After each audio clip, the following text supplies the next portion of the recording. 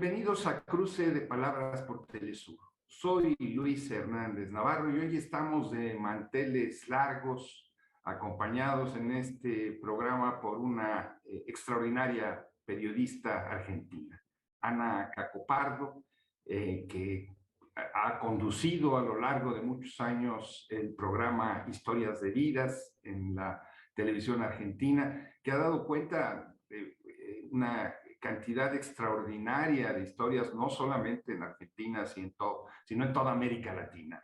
Ana, muchísimas gracias por estar con nosotros en este Cruce de Palabras. Luis, muchas gracias a ti por la invitación, un placer enorme. Ana, pues el mundo, no es exagerado, por lo menos el mundo de habla latina, de habla española, está conmocionada con el intento de asesinato de la vicepresidenta Cristina Fernández de Kirchner. ¿Tú nos podrías resumir qué sucedió esa noche? ¿Qué fue lo que pasó? Bueno, la palabra conmoción yo creo que es la que mejor ilustra lo que nos pasa, la que mejor ilustra lo que me atravesó personalmente, ¿no? Porque, digo, pudo haber sido un magnicidio en vivo, porque la presidenta llegaba a su casa. Ustedes saben que hace un tiempo, y nuevamente, Cristina de Kirchner vuelve a estar en el centro de la vida política de la Argentina, en este caso una de las tantas causas judiciales que debe enfrentar en la justicia federal, tuvo la instancia de un alegato donde el fiscal Luciani pidió no solamente una condena de 12 años, sino proscribirla de la vida pública. Y eso, bueno, generó, por supuesto, un rechazo masivo, adhesiones de militantes frente a su casa. Lo que ocurrió la noche del jueves es que ella estaba saludando a militantes, estaba firmando ejemplares de su libro.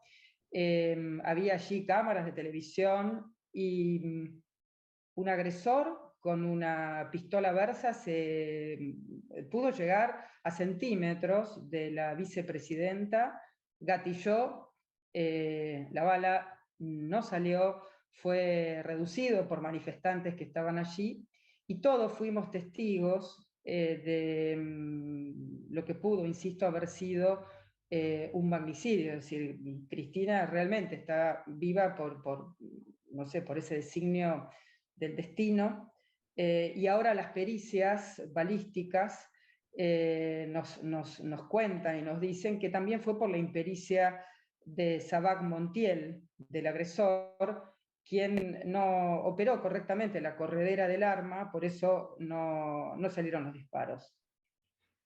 Ana, el equipo de seguridad de la presidenta, ¿dónde estaba en ese momento? Se supone que una figura como ella, una vicepresidenta en forma, en medio de la tormenta política, debía de tener un grupo de gentes que le estuvieran cuidando a sol y a sombra. Bueno, sí, eso es inconcebible. Bueno, el ministro de Seguridad de la Nación, Aníbal Fernández, le ofreció su renuncia al presidente. Obviamente él es el responsable de la Policía Federal, que estaba a cargo de la custodia de la vicepresidenta, pero es completamente inconcebible. No solamente porque el agresor llegó a centímetros, o sea, digo, la imagen es escalofriante, ¿no? O sea, vemos el arma apuntando al entrecejo de la vicepresidenta. No solo eso, sino que la vicepresidenta nunca se dio cuenta de que eso había sucedido. No vio el arma, era un tumulto de gente. Entonces, luego de sucedido el doble gatilleo del agresor, Cristina siguió firmando ejemplares durante 6 minutos más, saludó al público, estuvo completamente expuesta en caso de que hubiera habido, por ejemplo, un segundo agresor. Es decir, es uno de los temas que se debate y que, por supuesto, la negligencia es evidente, no hay que explicarla, ¿no? Una parte de la derecha, tanto dentro de Argentina como en nuestro continente, quiere presentar la agresión como si hubiera sido resultado de un montaje de la misma vicepresidenta, acosada por las demandas de corrupción, acorralada políticamente. Es un decir, porque había miles de gentes en la calle sosteniéndola, cubriéndola, pero eso es lo que dicen. De repente viene este fallido atentado que la ubica como víctima y que le da la posibilidad de retomar la ofensiva en las calles. ¿Qué decir ante, yo diría hasta canallada de interpretación, pero ¿qué elementos, por qué se construye un relato de esta manera en este momento?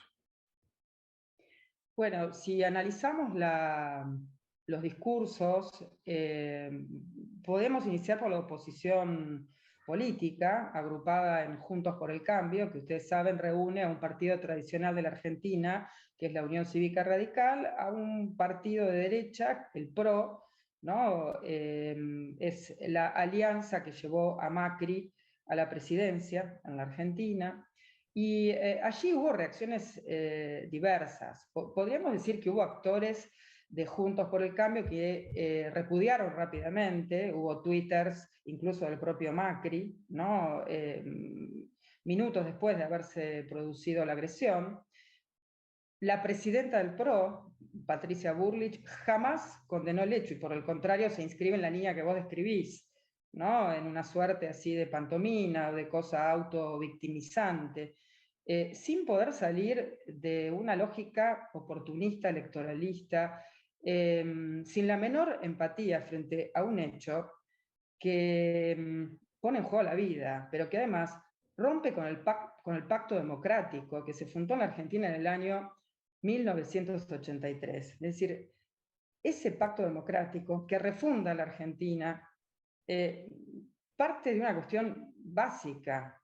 El contrincante en la política es un contrincante, no es un enemigo que haya que eliminar o que exterminar, porque la democracia es el otro. Sin otro, no hay democracia. Entonces, digo, lo preocupante, Luis, francamente, es que a pesar de la gravedad de este intento de magnicidio, estuvimos al borde del abismo. Es decir, yo no me quiero imaginar cómo estaríamos en este minuto si ese disparo hubiera salido, ¿no? Es decir, a pesar de la gravedad enorme de lo sucedido, insisto, quebranta un pacto democrático, nosotros encontramos todavía dirigentes de una ultraderecha, porque hay que decir, hay una derecha que podríamos nombrar como derecha democrática en Argentina, pero yo creo que hay sectores que hoy ni siquiera los nombraría como de derecha, son de una ultraderecha que no sé qué juego está jugando, porque sigue instrumentalizando políticamente discursos del odio que bueno, conducen finalmente, por supuesto que las realidades son más complejas, pero digo, alimentan el odio, juegan con el odio, y esto tiene consecuencias. La consecuencia es que de pronto un activista neonazi, como el agresor de Cristina, pudiera haber pensado que matando a Cristina salvaba la patria. Entonces, esa escalada, Luis, es la escalada que estamos viendo en la Argentina de una suerte de normalización de un discurso del odio que es muy peligroso para nuestra democracia. Y cuando digo discurso del odio, digo gestualidades del odio, es decir, que en una protesta política vos cuelgues una mortaja, que es una bolsa mortuoria, ¿no? No sé si en México se dice del mismo Sí, modo, es lo ¿no? mismo. Del mismo nombre, con el nombre de dirigentes políticos. O que digas, ellos o nosotros.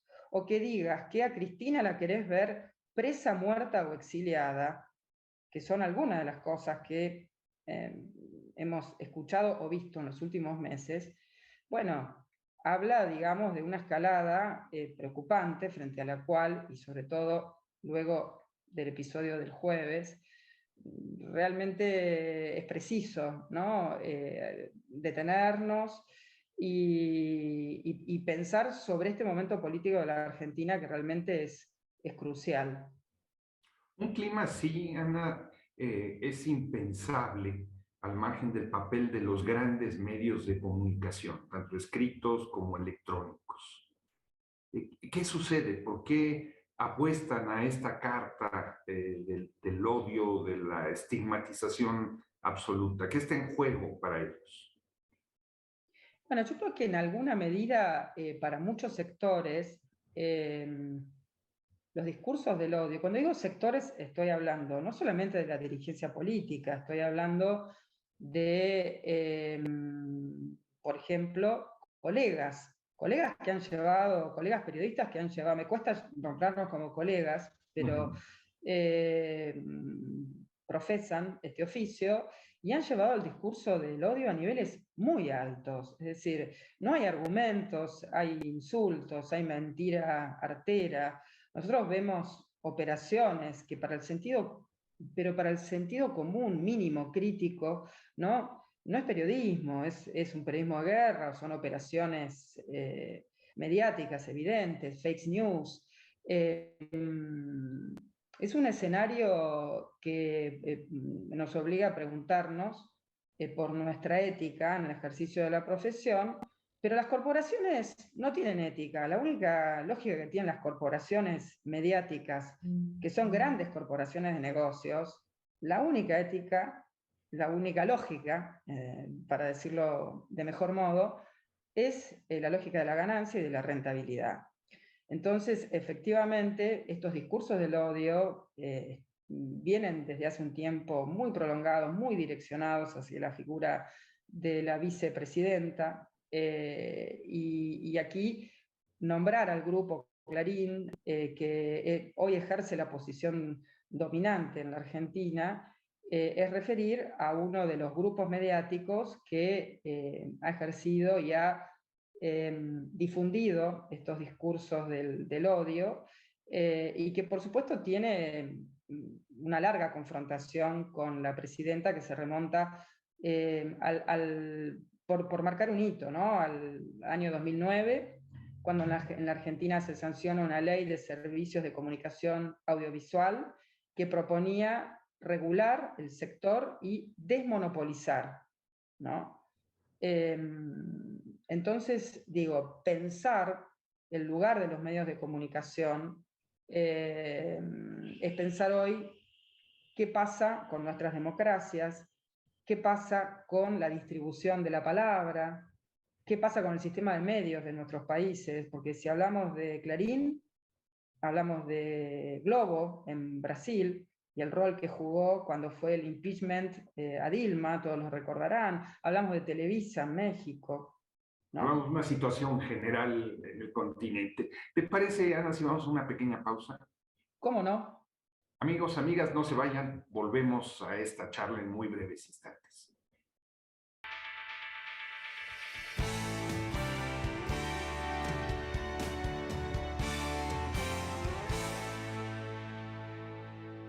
Estamos ya de vuelta en este cruce de palabras, conversando sobre el atentado en contra de la vicepresidenta Cristina Fernández de Kirchner con la periodista Ana Cacopardo, conductora de Historias de Vidas. Ana, nos estás reconstruyendo el clima que se vive en Argentina, que se vivió alrededor del atentado, el papel de los medios de comunicación en la construcción de esta cultura del odio. ¿Qué tiene Cristina Fernández que provoca estas pasiones? Porque por un lado vemos miles de gentes desbordadas en la calle, apoyándola, dispuestos o dispuestas a jugarse la vida por ella, y por otro lado este odio, encono en contra de su figura. ¿Qué resume ella? ¿Por qué desata estos sentimientos? Bueno, yo creo que algo de esto sucede con los grandes líderes, ¿no? Los grandes líderes, si pensamos otros nombres en el continente, ¿no? Si pensamos en Chávez, ¿no? Si pensamos en Lula. Yo creo que Cristina es una líder con un enorme carisma, con una enorme comunicación con el pueblo, y fundamentalmente es una líder que tiene un capital de representatividad propio, y un enamoramiento, una épica que no se encuentra en otros espacios de la política, ¿no? Y que en todo caso esa épica quizás vive en otro tiempo, que fueron los años de su primera y segunda gestión, donde naturalmente la situación económica de la Argentina, en particular si lo pensamos en términos de distribución económica, bueno, fueron tiempos mucho más prósperos que los que este presente puede ofrecernos, ¿no? Entonces yo creo que hay algo de eso, ¿no? Yo creo que hay que reconocer en ella una líder es una estadista, y despierta amor y despierta odio, y quizás pudiéramos pensar en algo más en la historia larga de la Argentina, que es el antiperonismo, ¿no? Es decir, vos que has visitado mucho la Argentina, los mexicanos lo saben muy bien, el antiperonismo es el mejor invento del peronismo, dicen, ¿no? Entonces, bueno, digo, también ahí hay algo de un antiperonismo visceral que todavía existe en la Argentina, ¿no? Recordarán muchos que cuando muere Eva Perón en el año 52, Evita muere a los 33 años de cáncer. En las paredes de la Argentina había pintadas que decían "Viva el cáncer", ¿no? Entonces digo, hay un antiperonismo que es parte de la historia larga de este país. Entonces digo, creo que hay algo de eso que se juega, creo que hay algo que se juega en estos liderazgos tan fuertes como el de Cristina, y creo después que hay un odio también direccionado, machacón, que ahí naturalmente situamos a las corporaciones mediáticas que tienen un interés concreto en sacar a Cristina del juego de la política. Ana, el atentado se produce en un momento complicado para la vida de Argentina, no solamente de Argentina, sino de todo el continente. La mezcla de pandemia, la guerra en Ucrania, han desatado una inflación galopante en cada uno de nuestros países. En el caso de Argentina es muy grande. Todo esto de cara a la inminencia de un proceso electoral. ¿Qué papel juega, digamos, esta situación económica volátil, incómoda, esta ausencia de prosperidad de la que hablaste de los periodos anteriores de Cristina y su marido Néstor, en el contexto del atentado? Mira, lo que hizo el atentado naturalmente es, de algún modo, reunificar fuertemente al frente en torno a la figura de Cristina, ¿no? Digamos, es el primer dato más elocuente. De alguna manera lo había hecho también poco tiempo antes el alegato del fiscal Luciani, insisto, que pidió no solamente 12 años de prisión, sino la inhabilitación de Cristina para participar en la vida política, es decir, lisa y llanamente la proscripción, es decir, en un proceso además viciado de una cantidad de irregularidades, con jueces que jugaban al fútbol en la quinta de Macri, en el equipo de fútbol de Macri, es decir, un contubernio, ¿no?, de esos jueces que están en el tribunal que juzga a Cristina con el expresidente. Es decir, una cantidad de situaciones que claramente podemos definir como propias del lawfare, ¿no? Pero lo que a mí me parece preocupante, y para todos quienes tenemos el deseo, ¿no?, de una sociedad más justa e inclusiva, es que hoy en la Argentina la verdad es que la gente la está pasando muy mal y que tenía el votante promedio del frente, tenía una expectativa y una ilusión que no se cumplió y que hoy nos confronta a un panorama del 7,4 de inflación mensual, nos confronta a un momento de un índice de pobreza y de indigencia altísimo. Estamos en el 37% de pobreza en la Argentina, de pobreza e indigencia.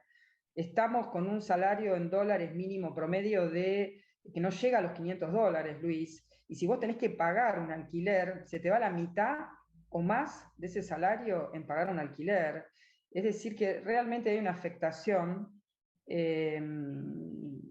del poder adquisitivo de los trabajadores, de las clases medias, enorme.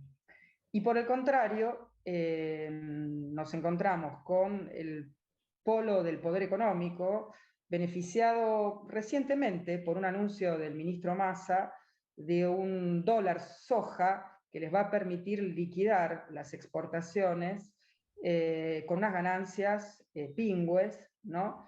Que van a premiar la especulación, porque venían forzando una devaluación, no liquidaban las exportaciones. Argentina tiene un grave problema de reservas en este momento. Necesitamos imperiosamente que se liquiden las exportaciones de soja, fundamentalmente, pero forzando la devaluación no se liquidaban.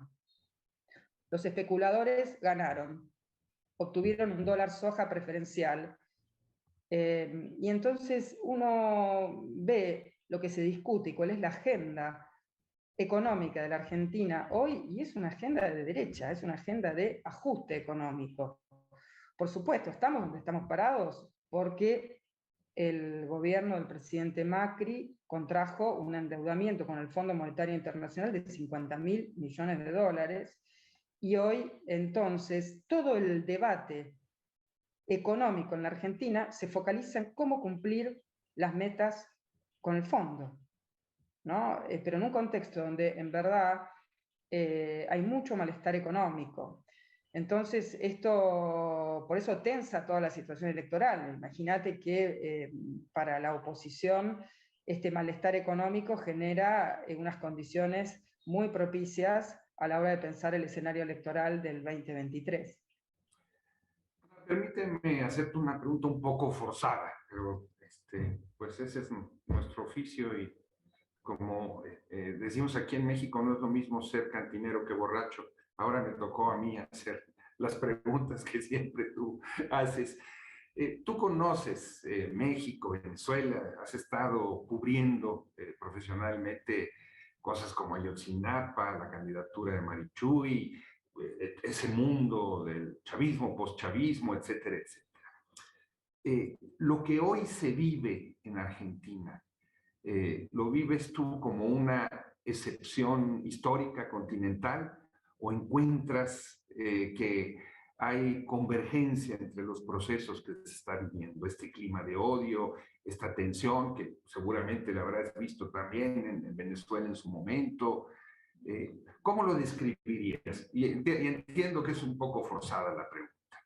No, no, Luis, a mí me parece que no es forzada, que es súper pertinente, porque a mí me parece que nos estábamos quizás olvidando de señalar que acá hay una dimensión que excede claramente a la Argentina y que es una dimensión, te diría, no solamente de nuestro continente, sino global, ¿no?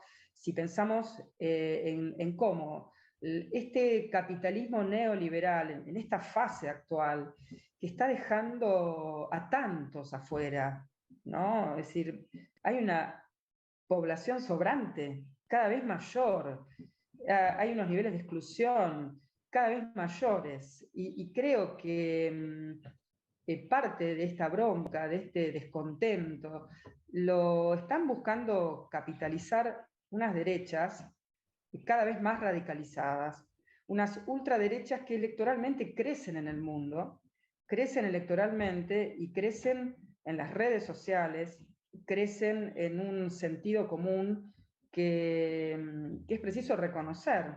Es decir, hay muchos jóvenes que hoy se están identificando, por ejemplo, no solamente en la Argentina, sino en el mundo, con grupos o incluso partidos políticos que tienen unas prédicas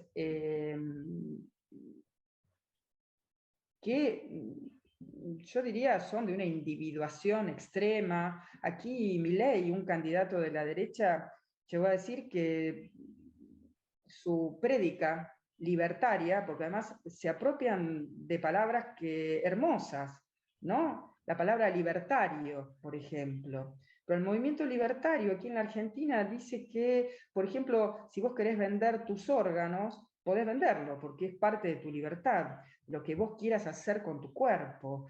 Es decir, llegamos a extremos de este tipo. No es un fenómeno de la Argentina. O sea, pensemos en Trump.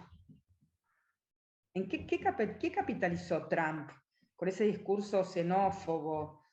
También capitalizó el voto de los desocupados blancos, de los que fueron obreros alguna vez y que hoy no tienen lugar en este sistema, ¿no? Entonces me parece que hay, en el caso de la Argentina, como parte de este análisis, una polarización y una radicalización. Digamos, la polarización en la política y en el escenario de la política es evidente en todo el continente, pero una radicalización de las derechas que me parece son un reto enorme para quienes aspiramos a una vida democrática, a una sociedad igualitaria. Y yo sinceramente, cuando veo el panorama, al menos de la Argentina, no veo que haya condiciones para generar una suerte de pacto anti-neofascista. Un acuerdo, incluso de las derechas democráticas, contra el avance de estos sectores que claramente se sitúan fuera de las democracias. Eso a mí me produce mucho desasosiego, Luis, y creo que no es un fenómeno nuevo, creo que es un fenómeno que venimos viendo, sintiendo, nada más que en las redes sociales. Sin una incapacidad de escucha, las comunidades son comunidades de iguales. La solidaridad es entre iguales. Entonces, yo creo que hay ahí realmente un fenómeno que es muy preocupante y que lo tenemos, que todas las fuerzas progresistas lo tienen que poner como pregunta, como interrogante, porque son muchos los jóvenes que se acercan o que sienten que hay algo ahí que los expresa. Ana, Si hablamos de los jóvenes, por ejemplo. interesantísimo todo lo que nos señalas, muy claro, pero el tiempo, ese dictador, se nos vino encima. Muchísimas gracias por acompañarnos en este cruce de palabras. No, gracias a vos, Luis. Un abrazo enorme. Un abrazote. Y ustedes, amigos, amigas, muchas gracias por su amable compañía el día de hoy. Ya saben, los esperamos la semana que viene aquí por Cruce de Palabras por Telesur. Hasta la próxima.